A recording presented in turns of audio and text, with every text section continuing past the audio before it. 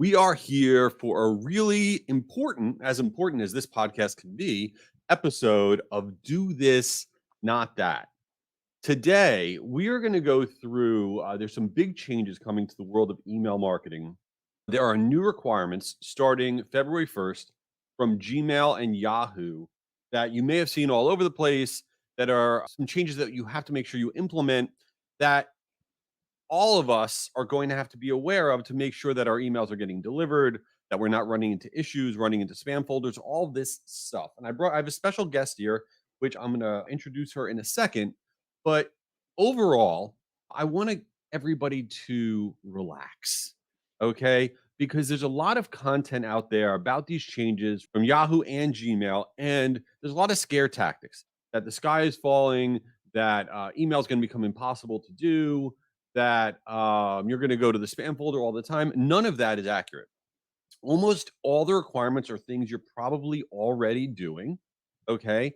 And they're all a good thing and they're all not hard to do. So don't believe all of the sky is falling view that's out there. So let me bring on my special guest and then we're going to go through this all. And I promise you, by the end of this podcast, you're going to feel really comfortable about what you need to do. And you're also going to feel really comfortable and hopefully empowered that you're already doing the lion's share of what you need to do. All right. So who do I have here? I have Allison Cooley, who just by the very nature of her name is cool because half her name says the word cool. So I have Allison Cooley, who is the director of growth marketing at Marigold. Now, if you don't know Marigold, then I don't know who you are, but Marigold is amazing. They are a platform that has many different email sending platforms as part of them. They have Sail Through and Cheetah Digital and Emma and Campaign Monitor and 100 other ones I'm not even thinking of. And Allison Cooley has been doing this email stuff forever. She runs it all in terms of their growth marketing at Marigold. So I've asked her to join the podcast today so we can go through the different things everybody needs to know about this Gmail and Yahoo change. Allison, welcome to the podcast. Thank you so much for having me. I am so excited to be on this because I have been doing B2B marketing for a long time, and email marketing is a big part of that. And it just so coincidentally happens that I now work at an email marketing provider. So I both understand the technology at a deeper level because of the products that we have, but I've been on that side of the fence with everyone else. I'm in the thick of it with all of you. You're my people, and deliverability is so scary and so easy to achieve if you have the right plan in place. And it's you had hit the nail on the head, scare tactics. And anything when it comes to compliance, everyone gets really nervous, but these requirements are actually really good for brands and companies and organizations because it will improve your one, let's step back. They've been best practice for 20 years, 10 years, depending on things. Can spam, different compliance mandates have come over, the past 20 years. We are mostly, you probably already adhere to the scariest one, which is authenticating your email domain. And then we need to make unsubscribing easier and then stay behind the spam rate threshold as well. So I'll get into all of that, Jay, but I'm really excited to be here. I have a lot of insights and we have a lot of materials we're going to be able to share with you in the show notes. Yeah, and that's really important. And so first off, let's take one step back in that if you have no idea what Allison and I are talking about, what are they talking about? Changes, Gmail, Yahoo. Let me just take one step back. So Gmail and Yahoo announced a few months back that they were going to be making some changes, requirements. They were going to be adding new requirements to the way that you are allowed to send bulk email into anybody that uses Gmail or uses Yahoo. And those requirements are going to go into effect February 1st, actually, for Gmail, and then sometime in the first quarter for Yahoo. They haven't said an exact date. And the good news is the requirements are the same, essentially, right? So if you do it for all, then you'll be fine. And there's four essential things that you need to do, and Allison's going to help take us through these. And if you do them, you're fine. And by the way, you don't need to try to take crazy notes to make sure you capture it all in the show notes. And Allison's going to let you know later on. We have all this stuff that she's brought to the table that'll allow you to do it on your own, all the links that you need. And this is for business marketers and consumer marketers. So, Allison, I'm going to go through the four different things, and then you're going to tell me what we got to do, if that's cool. All right. That sounds great. And let's not go down the rabbit hole. Yes, no rabbit hole. And this is all good things. But Allison said is so true. If If this is like a big scary thing to you and this has a massive impact on your email marketing, then you've been doing something wrong for a really long time. Then you're a bad actor. 99% of the people on the planet, this is a zero burger change into what you're doing. And it is a win because it's going to eliminate more bad guys and girls. So this is an overall win. So here's the four things. The first one is a no-brainer, which is you cannot send bulk email. Bulk email is more than 5,000 messages to Gmail addresses in one day or Yahoo addresses in one day. More than 5,000 messages in one day. You can't send more than 5,000 messages in one day from basically a personal domain, from a Gmail address. So you need to be sending it from a company domain of some kind if you're sending more than 5,000 emails a day. So I can't send from j@gmail.com to 20,000 people in Gmail anymore. That's viewed as me being a spammer. And I highly doubt any of you are doing that. Anyway, that one, let's put that to the side. Let's get into the next one, Allison, which is authentication. This is a very big word, a very big, scary word. What does this mean? What do we got to do? And what's happening? Yeah. So what you need to do, it gets into the alphabet soup of deliverability. So this is where we're talking about SPF, which is a sender policy framework. So let's start there. The sender policy framework is just a very long term to say that when I establish my email marketing platform and I have my from address as Allison Cooley at meetmarigold.com, let's just use me as an example, which is the company's domain to which I work for. And I'm going to start sending our emails to our Marigold lists using our meetmarigold.com thing, and it's validated that the from is correct, meaning I'm letting my sending platform send on behalf of my company and it's all approved. And that's really, it's, I always joke that if you have the right IT person in place, it can do 2 clicks and you're done. But sometimes when you're new to it and you have some new people who might not have ever implemented an email marketing platform or made those sorts of changes, it can take a while to find out where the DNS is and figure out that. That's like half the hurdle, is just finding the person to update the DNS and give them the instructions that they need, which is always kind of a fun experiment if you've never done it before, depending on everyone's knowledge. Also, why we're not going down the rabbit hole right now with this. And then DKIM is the domain keys identified mail. And this also helps verify that the sending address is legitimate and you are not a prince in some far off country trying to get money out of someone sort of story. And then finally, DMARC, which I think I might be correct on this, has sort of been a like nice to have in the email marketing world. It's now a really need to have in this update. So you just need to make sure that all these things are coming together. And that one gets a little more technical. But again, if you're on the DNS and you're configuring it correctly, you have the right tools and resources, can be really simple to do. Okay, so that's perfect. That's very helpful. So you got SPF, you got DKIM, and you got DMARC. Okay, now if I'm listening to this, I'm like, what? A lot of words, a This lot of is where people letters. get lost.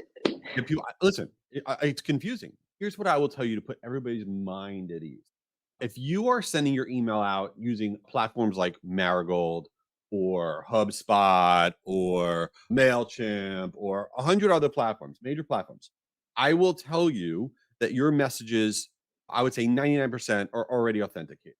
That's already Correct. happening. You don't have to worry about it. That is done by default because if your messages weren't authenticated, you'd be having major deliverability problems today. So while you want to double check, you want to go back to your sending platform, be like, am my emails authenticated? Are we doing the things I need to do? You want to double check. But in the reality of it is, you're probably already doing it. You don't even realize it. So let's calm our nerves on that one. Be like, okay, cool. I'm authenticated. I'm on a good platform. We are good. The next one is keeping spam complaints below 0.3%. You know if your spam complaints are high. And when Right. you know it, and I've heard you talk about this a lot in your podcast, your open rates go down.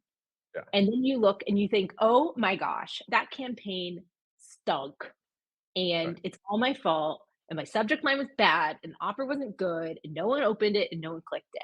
And it's not sometimes the case. Sometimes it comes down to deliverability. We talk about this a lot in the deliverability ebook that we'll be sharing. And it's just, you can't throw the baby out with the bathwater when it comes to your campaigns having those low metrics. But that will be a big indicator of spam complaints. When you're seeing your numbers start to fall, And then you can dive deeper, whether it's free tools like Google Webmaster Tools, which is free, robust, can be scary at first, but really informative, or your own email platform, you're going to start seeing those numbers drop. So I have a lot of tips to reduce spam complaints. I'm happy to go through with you. Yeah, so I want you to do that. I just want to say one slight thing about spam complaints because I think there's this one thing that gets confused a bit. A spam complaint is not an unsubscribe. That is apples and garbage can. Okay, an unsubscribe is someone taking you off your list. I don't like your stuff anymore. Whatever. A spam complaint is you're a bad person and you're doing bad things, and I'm going to click the spam complaint button. So Mm. it's not unsubscribe. It's also not emails that are going into the junk folder. It's not even the emails if your emails are going into the spam folder. That doesn't mean it's a spam complaint. A spam complaint is literally somebody taking the action to say, "This is spam," and clicking spam complaint. And the threshold now is keeping your spam complaints below 0.3%, which I would have to imagine if you're trying to do things right, you're not just going out there and buying garbage data and doing all these terrible things that you are well below that number on your sends. So again, another thing that's a requirement that really you've probably already been doing, which is why you don't have to freak out, but you got to monitor it. And so, Allison, what are some ways to make sure we keep them low? Okay, this one I know you feel passionately about. When someone agrees to receive a message in the value exchange, so you're giving them something in return for their contact information, you need to honor that.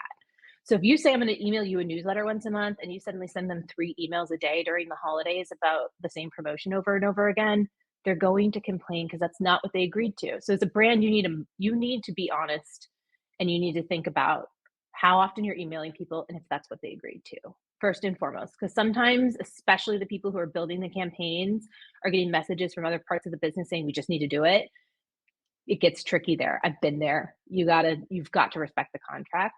You also have to, it's already automated in the system, but respect the unsubscribe. So any platform you're using is going to do that. You need to make sure your emails are clear and well branded, meaning, that famous prince in wherever part of the land, it needs to look like your brand. And you need to stay consistent and relevant. Personalize your messaging so it makes it feel like the person receiving the email is getting something that's more curated to their interests. And then a couple other really technical things is suppressing against non-engaged subscribers. So that's how your business defines it. So if your business has a humongous list and you say someone's not engaged if they haven't clicked or opened an email after 3 months, 6 months, 9 months, 12 months, it depends on how often you send, what you're sending, why you're sending it. When those people in that non-engaged segment are dropping off and complaining about spam, start sending it to the engaged segment. Those people are the one who receive your emails and things of that nature. Yeah, and so let me just piggyback on because this is a weird thing in that on one hand, what Allison just detailed is totally right. If you just inundate the person, you're like, oh, this is garbage. This is spam. Take me off your list. You're not living up to that the way that the person registered or signed up with you. Right? You're not living up to your end of the bargain. But here's the weird part. If you don't send enough, okay, the person's Mhm. gonna forget about you. They're gonna forget that they even signed up, and then so let's say you have a newsletter, and I'm a big believer you can't send out a newsletter just once a month. It's just not enough. And let's say you do have that newsletter and you only send it out monthly. 28 days pass since the last newsletter was received. The person then gets the newsletter like, I even signed up for this. They forget because you have too long of a gap in terms of your communication. So on one hand, you can't communicate too much because then you're going to annoy them, spam complaint. On the other hand, if you don't communicate enough, like, weekly or whatnot, then you're going to be deemed as someone they don't even remember they have that relationship with. And they're going to hit that spam complaint button. So there is this tightrope that you need to walk and make sure you're driving that engagement, but don't think that you can just basically not send out a lot and then once every 90 days start sending to your list and good things will happen. It will go sideways fast. So that is the spam complaint ratio. All right, the last one, which I think is the hot mess confusion on planet Earth that we are going to solve for right now.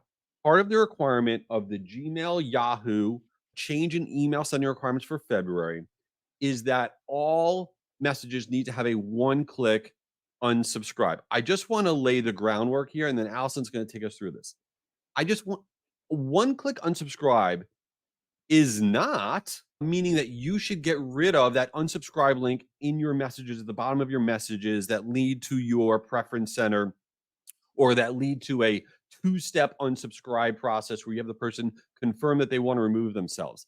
This does not mean you get rid of that. That is a best practice. You want to have that in your messages.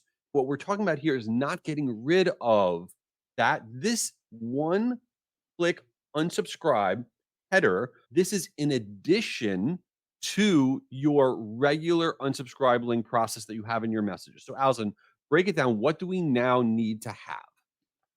Okay.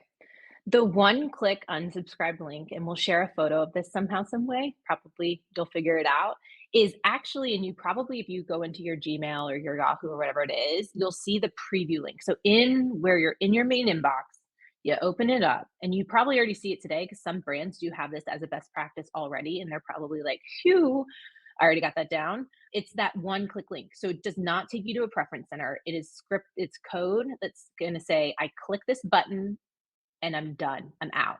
What also happens when they click that button is that it needs to process within 2 days, which I'm sure we're going to get to in a second. So, where this header, once clicks unsubscribe header, is causing a lot of confusion with email designers, people who are working on content, people who are working on campaigns, is they're interpreting it. And I did too, honestly, when I first read it. I had to verify like 5 times. Is do I need to put my one click unsubscribe, my unsubscribe, normal unsubscribe link up in my header, like my email header, or do I need to put it in my preview link or things like that? It's not that. It is going to be in that header and it's on the vendor to help configure that on their end and put the code in to make it so that you can enable that feature. 100% right. And so your email header is not something that you just see in your message. You have to go to see it. Is basically a code that consists of essential details that include all the authentication stuff in your message and some other code related to how your message gets delivered.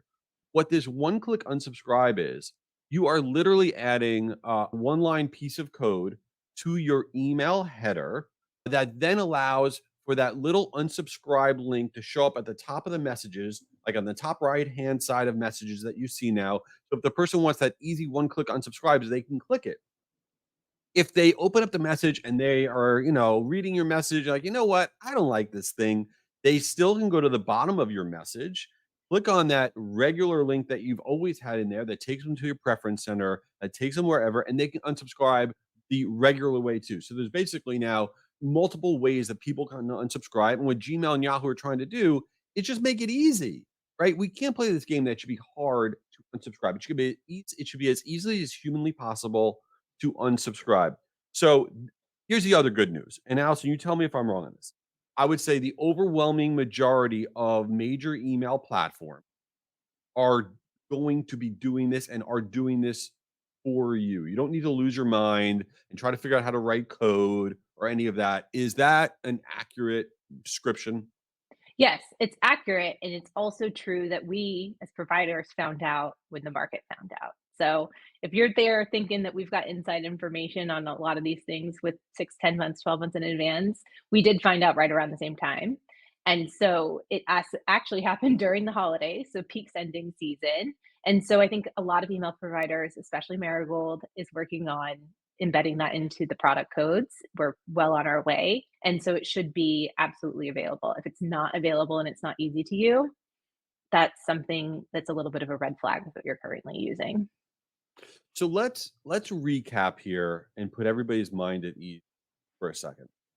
I feel like I'm being repetitive, but the reason I'm being repetitive is because I don't like email experts that are out there or companies that are out there that basically every time there's a new requirement by a platform, by a receiving email infrastructure or even a social media network or whatever, anybody comes out with these new requirements, a lot of companies try to take advantage of that and scare the marketplace and say, if you don't do this, it's the end of the world. It's nonsense. This is not that hard and it's a good thing. So let's recap what's going on here. You need to make sure your emails are authenticated. 99.9% of you all are already doing that, whether you know it or not. You want to go back to your platform and say, hey, Are my emails authenticated? Are they in compliance with this new Gmail, Yahoo thing that's starting in February? You ask that question. Number two, you want to keep your spam complaints low. You want to keep them below 0.3%. If you're not a bad sender, you're already there. You're fine. Don't send out garbage. You'll be cool. So that one's good. And then the one click unsubscribe. You do not, you do not need to change your current unsubscribe program that you have. People can still go to the bottom of your message, click on your preference center. They could still do a two-step unsubscribe. You are adding in the header, the technical header of your email message, you're adding a piece of code that allows for an additional unsubscribe path, which is a little button that says the word unsubscribe in the upper right-hand corner of the email messages that you're sending out. It's one piece of code. And again, almost every major platform already has this set up for you or will have it set up for you come February 1st. So you should be fine.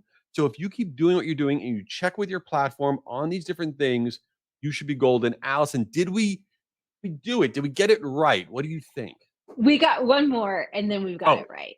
okay. So, the processing time for unsubscribes was historically way back in the day set for 10 days, which is a long time for someone if you're Yes. sending daily sends. That's where people start to hit that spam complaint button. Google recognizes that. Yahoo's seen that too. So they're asking and requiring that you adhere to it within 2 days. So if you have that automatic unsubscribe as best practice, not the one click, but when you go to the manage subscriptions and you process that within an automatic kind of thing, like best practice, you're fine.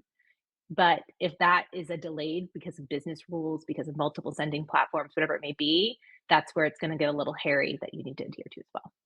Okay, amazing. I love that you clarified that. So now we know what we got to do. So in the show notes, we're gonna put Allison is cool, and she's given us some documents that if you really want to go deep on this, if you want to cure insomnia, you can read through these documents. That is everything you need to know about these changes. So Allison, what is going to be in the show notes? Yes. So we have a guide to the Google and Yahoo deliverability changes that are coming in February that details in great detail the rabbit hole, which Jay and I tried to avoid going down, which I think we did a good job about. So you'll be able to read that. We also have a webinar that our product team did for anyone who wanted to attend. And that will detail in a lot greater detail with very technical experts about what is going on, why no one needs to freak out, why it's been best practice for years, and clarify some of the stuff that we've gotten into today. And then thirdly, we have a new 2024 version of a deliverability guide. Marigold really prides ourselves on being one of the top deliverability platforms. We have a very high deliverability rate for the clients that we work with. Each of our products has deliverability services and teams and things of that nature. This guide's going to be really great for folks who are either new to it, want to spruce up their knowledge, things of that nature. Amazing. I love all of that. That is super crazy valuable. And before we get to the last segment of this crazy podcast, I also wanted to share that Allison has brought to the table a really great offer for everybody. So Marigold is where she runs growth marketing. And again, it's this platform that has many different sending platforms as part of it. It has Sale Through, it has Cheetah Digital, it has Campaign Monitor. But one of the platforms it has is called Emma. Emma is one of the leading email sending platforms on planet Earth. And this is super cool. Only for Do This Not That listeners, which is you, Marigold is offering up a 50% off offer, 50% off by using the Emma Sending platform. If you want to take advantage of this offer, it is a limited time offer. The only place where you could find this is you go to jschwedelson.com/marigold. So that's my full name, which is hard to spell, but we'll put in the show notes. jschwedelson.com/marigold. You put in your info there, and we will get you set up with that 50% off on the Emma Sending platform. I use the Marigold platform. It is awesome. This is great. Check it out, jschwedelson.com/marigold. Okay, so let's get into some fun stuff. Enough of this boring email deliverability garbage. Oh my God, it's terrible. The last segment of this podcast is always, since you didn't ask, where we talk about things that have nothing to do with anything related to work or whatever. So Allison, you got to tell me if I got this right. I'm about to embarrass myself. I'm pretty sure. You are like a yoga person. Are you a yogi? I don't even know what that means. Yeah, I teach yoga on Saturday mornings, and it is the funnest thing I could ever do. And yes, I am a yogi, but no one's going to find Oh, Nirvana in my class. We listen to classic rock, we move, it's super fun. But my favorite part is when I joined Marigold, we use Asana as our project management tool. But Asana, and they'll say this themselves, is from the word asana, which is Sanskrit for posture or pose. And I kept saying Asana and Asana in my 2 different work hats for so long, I was losing my mind because everyone was like, "What do you mean asana?" And so that's my funny little story of my yoga blending into Marigold life, but yeah, I do teach yoga. well, let me ask you a question. I'm being serious now. Okay. Okay. So I go to the gym and stuff. I try to be healthy. I'm a disaster, whatever. And my wife is always like, you got to come to yoga with me. Okay. So I've gone now, I'd say maybe 3 times. So, but every time I go, I cannot touch my toes. The gap between where my hands end, me trying to touch my toes and my toes, first of all, it seems to be getting worse. Second of all, it's very far. It's not like I'm almost there. And so when I'm in these yoga classes, I am a disaster.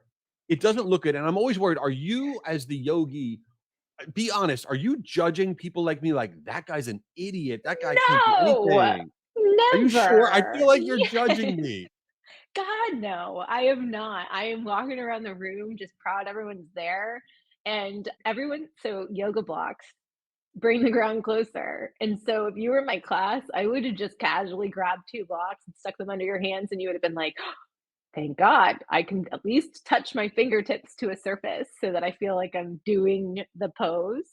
But no, yoga's wonderful. The practice of, breathing and connecting your breath to your mind, to your movement is a really beautiful thing. And, I bring some of that to my team. We all take a collective deep breath when our hair's on fire because of things going on. And we're marketers. We move really fast. We're really high energy people.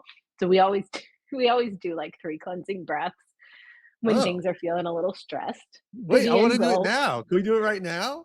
I wanna Okay, do it. How do you do it? You can teach everybody. okay, unclench your jaw. Okay. Pull the tongue off the roof of your mouth. Okay. I'm Relax the doing it. eyes around your face.